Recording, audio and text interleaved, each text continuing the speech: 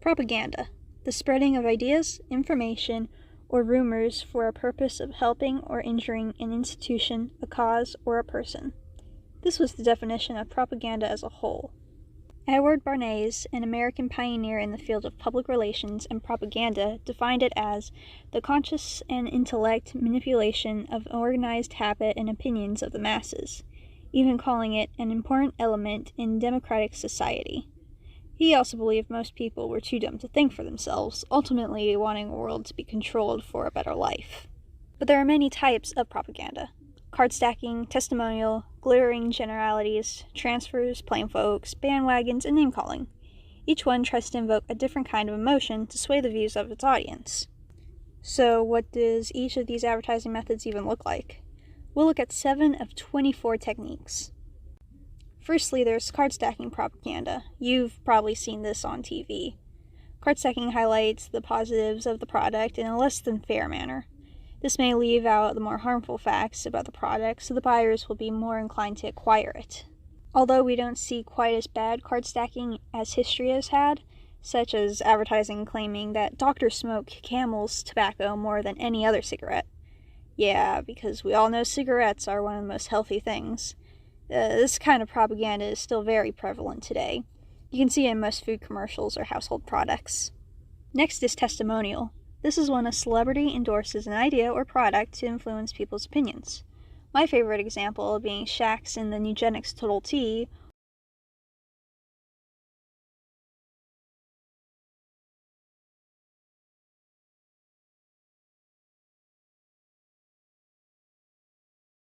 or Am Levine in Proactive Plus. And because the audience feels like they can trust the celebrity, why should they ever doubt the product, no matter the quality or cost? I personally don't see how this tactic could ever Okay, back to propaganda. Next is glittery generalities. This is where the producers use strong emotional responses through hollow words and phrases. Things go better with Coke. Sounds nice, right? But what? What goes better with it? Why does drinking Coke make things better? How does it really help your day-to-day life? Although it might sound sweet, there's no true heart to it. This goes for political campaign slogans, too. From Barack Obama's "Change We Can't Believe In" to Donald Trump's "Make America Great Again." There's a lot of nothing when your slogans aren't saying anything. Transfer. What is it? Well, transfer is when the propagandist has the authority or percentage to win people's respect. This usually involves a symbol like Uncle Sam representing the US or the cross representing the church. An example being the iconic "I Want You" for the U.S. Army campaign back in 1916, trying to recruit men for World War I. Uncle Sam is seen as the ultimate patriot, and who would be better to influence the masses to join the war, especially when you may be judged by a deeply rooted belief. Like testimonial, plain folk shares the same roots, but for those who aren't convinced by celebrities, maybe an ordinary person will help sway them. This tactic uses an ordinary person to promote the product. It aims to show how anyone could use it. For example, a campaign might show the candidate doing something relatable, like Barack Obama eating a hot dog. I love hot dogs. Or a very popular example could be politicians holding babies. They like babies, I like babies, we're the same. Next up is Bandwagon. This is when the propagandist targets the beliefs of one group and promotes them to follow what others do. This can go for essential and non-essential items like makeup and certain clothing styles. Like this old Coca-Cola ad telling the audience that everybody knows it, so it must be better than, let's say, Pepsi. Or the Maybelline Great Lash Mascara, claiming that it's America's favorite mascara, and one bottle is sold every 1.7 seconds.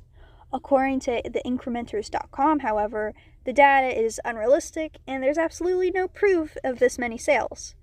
But everyone else is using it, so I should too, right?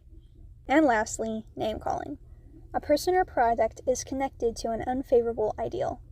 Using this technique makes the viewer believe the person could be radical. This can allow the audience to reject the person or product without looking at the facts. This is seen mainly in political ads. For instance, former President Donald Trump made false claims about late-in-pregnancy abortions during the first 2024 debate with President Joe Biden. In fact, an article by Caitlin Sullivan for NBC News wrote, "Late in-pregnancy abortions take place at or after 21 weeks of pregnancy. According to the Center of Disease Control and Preservation, less than 1% of all abortions occur at this stage of pregnancy. More than 80% occur at or before 9 weeks of pregnancy, and just 6% occur between 14 and 20 weeks of pregnancy, which is during the second trimester. Abortion does not involve ending the life of a born baby." Without looking at the facts, it could be seen that the far left were killing children, when in reality, no such thing ever happened. Overall, propaganda is pervasive in our everyday lives, from politics to food to fashion. It can come in varying degrees, but ultimately all advertising can be considered propaganda. Despite its prevalence, we continue to navigate through a world structured with it.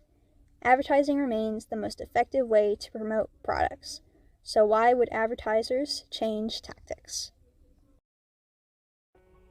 Hello, thanks for making it through my propaganda video. Had a lot of fun making this.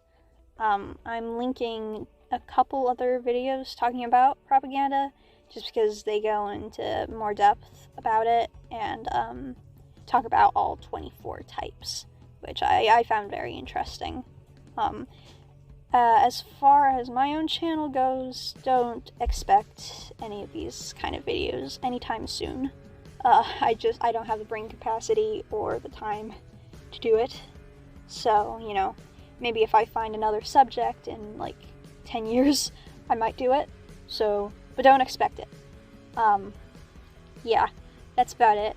I have a couple of other videos planned. Don't expect those anytime soon either. Okay, that's about it. Bye.